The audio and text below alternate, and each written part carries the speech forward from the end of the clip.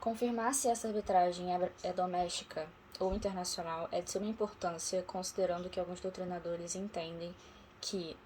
a prerrogativa que as partes possuem de indicar o diploma legal ou as regras de direito aplicáveis ao caso concreto só existem, de fato, se tratando de uma arbitragem internacional. Sendo arbitragem doméstica, as regras aplicáveis seriam as regras do próprio país.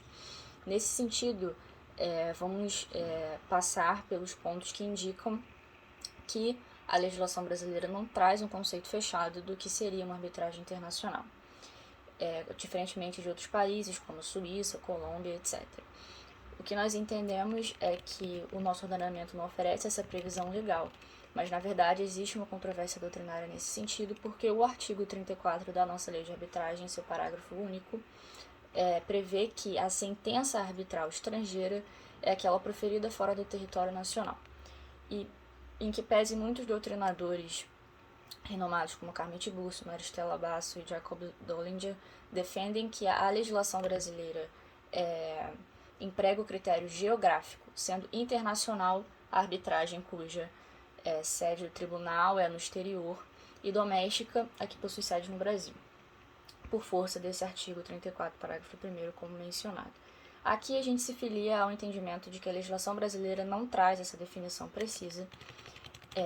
e que o artigo 34 oferece apenas uma definição clara do que seria uma sentença arbitral estrangeira, e não uma arbitragem internacional propriamente. Essa definição passa pela construção doutrinária, portanto, e existem alguns critérios divididos entre critérios principais e ecléticos na visão da professora Fabiane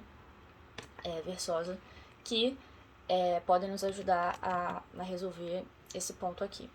Bom, primeiro, considerando os critérios principais jurídicos e econômicos, o critério jurídico prevê que será internacional a arbitragem que tem contato com mais de um ordenamento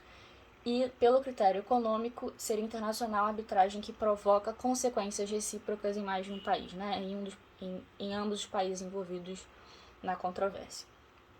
Pelos critérios ecléticos, que podem ser divididos em cumulativos e alternativos, nós temos a junção do critério jurídico e econômico na visão daqueles que defendem o critério cumulativo e o critério alternativo que prevê que será internacional a arbitragem que possui um ou mais elementos estrangeiros ou que põe em jogo interesses do comércio internacional. Aqui nós filiamos justamente essa última corrente para dizer que o fato da Câmara ser a CCI ou a nacionalidade do árbitro não ser brasileira não oferece de forma alguma qualquer parâmetro que justifique a visão desta arbitragem como uma arbitragem internacional. Porque o contrato é entre brasileiros, o contrato foi celebrado no Brasil, com aplicação no país, e a arbitragem é administrada por uma instituição com sede no Rio de Janeiro. Portanto, estão ausentes quaisquer desses elementos, na verdade, de acordo com qualquer critério mencionado anteriormente, não existe aqui, no caso concreto, qualquer elemento que justifique a